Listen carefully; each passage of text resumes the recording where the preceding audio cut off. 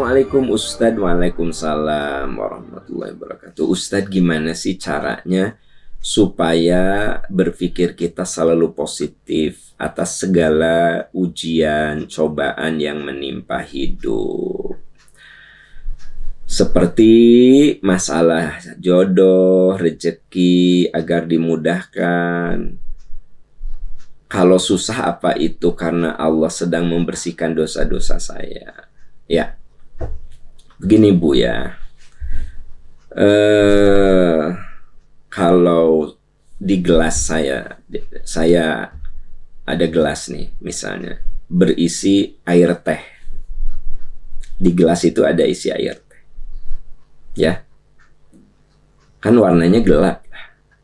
Lalu saya isi gelas yang berisi air teh itu dengan air bening, ya, setetes, setetes, setetes. Nih si air bening nanti ada 1 galon. Kebayang nggak sama Anda? Ini 1 galon, ya, setetes, setetes, masuk ke 1 gelas air teh, setetes. Kira-kira menurut Anda akan bagaimana?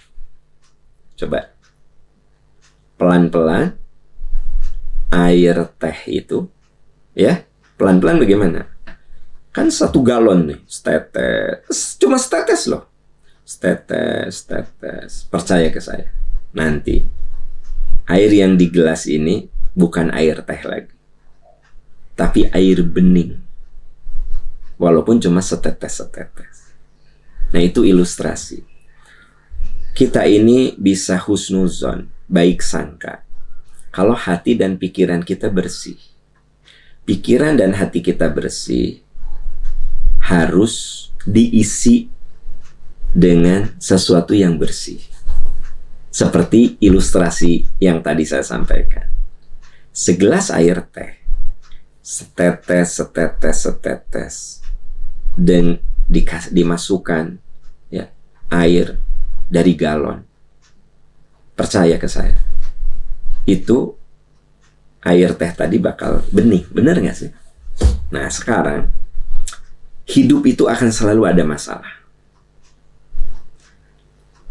Wa nabluukum bisyarri wal khairi fitnah.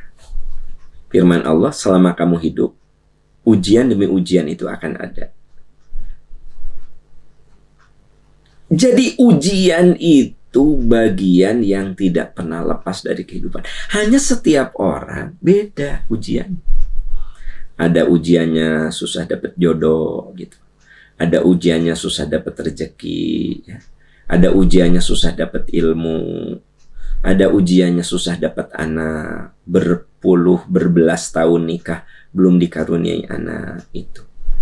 Ada juga yang kebanyakan anak. Per 2 tahun brol lahir, 2 tahun brol lahir, ya, nikah 10 tahun, anak 5 gitu kan. Jadi semua orang itu punya ujian, teman-teman sekalian. Nah, maka setiap ujian itu akan bisa diselesaikan tergantung apa yang ada di otak, pikiran, dan hati kita. Kalau yang ada di pikiran dan hati kita itu bening, maka insya Allah apapun akan dipandang dengan bening. Ya, coba kalau saya pakai kacamata hitam, ya, beda dengan saya pakai kacamata bening. Kalau saya pakai kacamata bening begini, merah jelas merahnya, kuning jelas kuningnya, hijau jelas hijaunya, benar nggak? Tapi kalau saya pakai kacamata hitam, putih jadi abu, ya.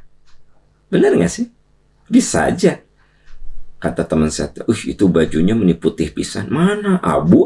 Nah, karena saya pakai kacamata hitam.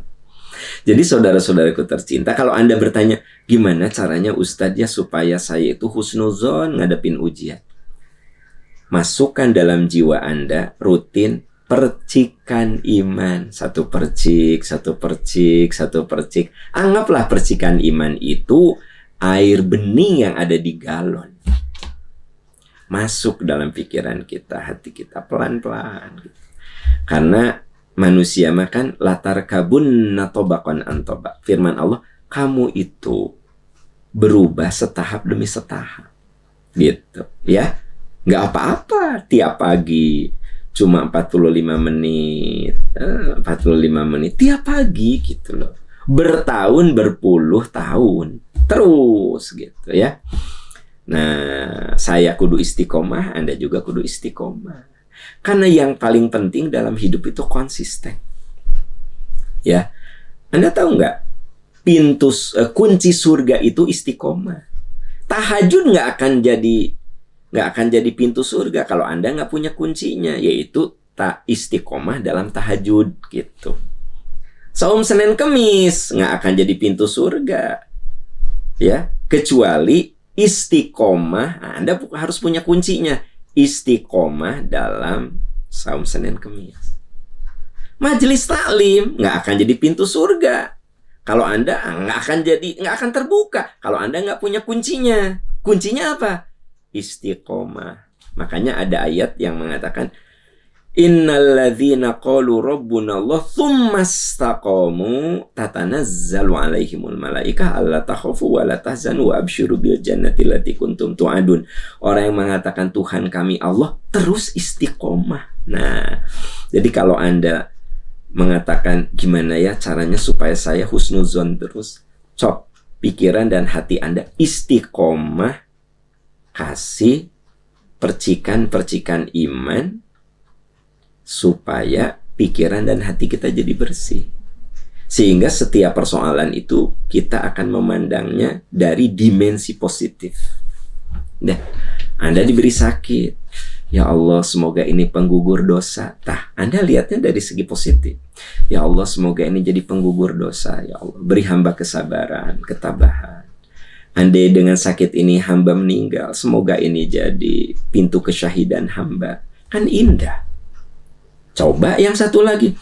Kenapa ya Allah aku dikasih sakit kayak begini padahal aku hidup asa udah sehat. Kenapanya tuh? Kenapa harus saya yang menderita penyakit ini? Kenapa harus saya? Anda menggugat tuh.